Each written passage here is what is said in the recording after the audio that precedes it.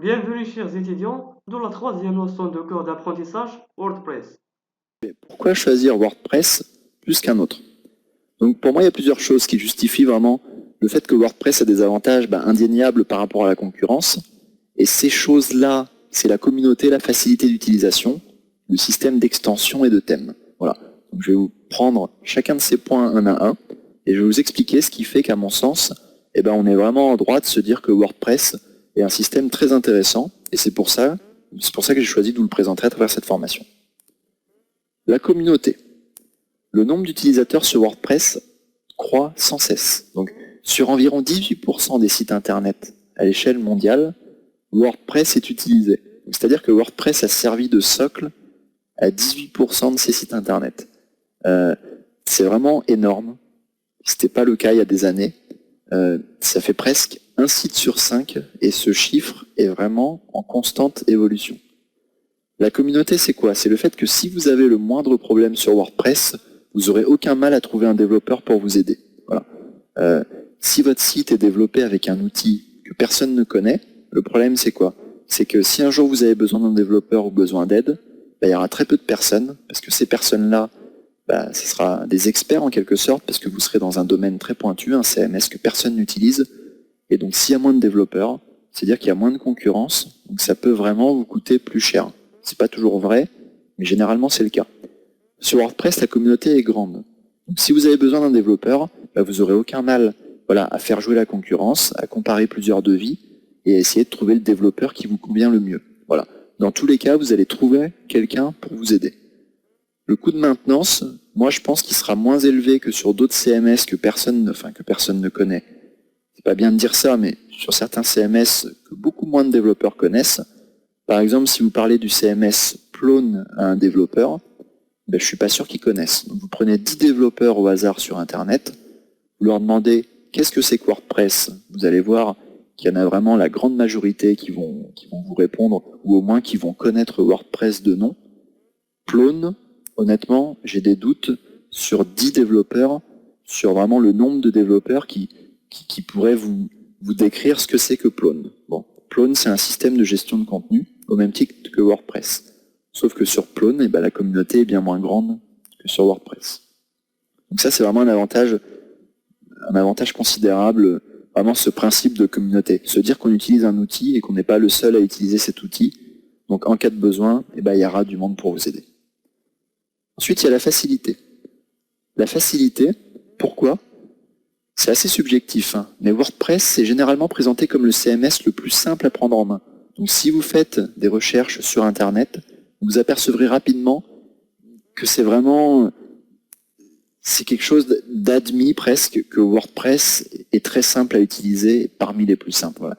Ça nécessite aucune connaissance en HTML, en PHP, etc., à tous ces matériaux, en fait, ces langages, ces matériaux bruts qui vous permettent de construire un site internet, un peu comme je dis souvent, comme le béton vous permettrait de construire une maison. Voilà, vous n'avez pas besoin de savoir manier ces matériaux. Il y a des CMS plus complexes qui exigent en fait que vraiment vous ayez des notions d'HTML ou de PHP, sinon vous êtes un peu perdu quand vous les utilisez. Là, c'est pas le cas de WordPress. Et le système, il est simple à la fois pour vous, qui allez utiliser votre site internet sans développer, mais aussi pour les développeurs. Donc les développeurs qui veulent créer des thèmes, des extensions, pour eux aussi, le système est vraiment agréable à utiliser, simple à utiliser. Donc pour vous, pour les développeurs, c'est vraiment, il n'y a pas de notion, ce que j'indique ici, d'usine à gaz en fait. Il y a certains CMS, comme Joomla par exemple, l'ensemble des clients que j'ai sous Joomla, ou presque, ont vraiment du mal avec leur outil qu'ils trouvent trop complexe en fait. Et donc c'est vrai que on a l'impression d'être dans une usine à gaz, on a l'impression de pouvoir faire beaucoup de choses, sauf que moi j'ai beaucoup de clients qui veulent simplement gérer leur site internet de manière simple, et ça il y a certains CMS qui le font moins bien. Donc WordPress, ça le fait très bien. Le système d'extension. Donc le système d'extension, j'en ai parlé lors de la précédente vidéo, c'est ce qui va vous permettre de compléter votre site internet avec ce qui s'appelle des plugins, en fait, des extensions. J'ai dit dans la précédente vidéo qu'il y en avait des milliers d'extensions. Vous allez voir, j'ai pas menti. J'ai pris une capture d'écran qui est datée de février-mars 2015, à la date de laquelle il y avait plus de 36 000 plugins, donc extensions disponibles pour WordPress. Donc il n'y en a plus vraiment, il y en a près de 36 000, il y en a j'ai simplifié, j'ai mis 35 000 extensions disponibles pour WordPress. Et donc, qu'est-ce que ça va vous permettre, ces extensions, de couvrir une multitude de besoins. Voilà. Vous avez envie de gérer une newsletter, vous allez voir, il y a sûrement 10, 20, 30 plugins WordPress qui existent déjà et qui vont vous permettre de gérer une newsletter. Donc le système d'extension, il est simple, il est fiable et surtout il est extrêmement complet. Voilà. Avec 35 000 extensions, il y a sûrement l'extension qui vous convient. Voilà. Si au sein de toutes ces extensions, il n'y en a aucune qui vous convient, c'est que votre besoin il est très spécifique et dans ce cas-là, ça vaut peut-être pas le coup que vous reposiez sur WordPress. Donc concernant le système de thème, c'est un système qui est souple, simple et rapide à prendre en main. Le système de thème, c'est quoi? C'est ce qui va vous permettre de changer de charte graphique. Comme pour les extensions, il y en a énormément, donc un peu moins, mais quand même près de 5000 thèmes WordPress, voire bien plus. Là, j'ai pris 5000 thèmes sur un site qui s'appelle themeforest.net, qui n'est pas le seul site à rassembler des thèmes WordPress, mais un des plus gros. Et vous allez voir que les thèmes sont vendus à des prix très raisonnables. Donc là, par exemple, 58, c'est des dollars. Pour un thème, une charte graphique, il y a certains thèmes qui sont gratuits. Donc ça, c'est vraiment un plus que n'ont pas tous les autres CMS.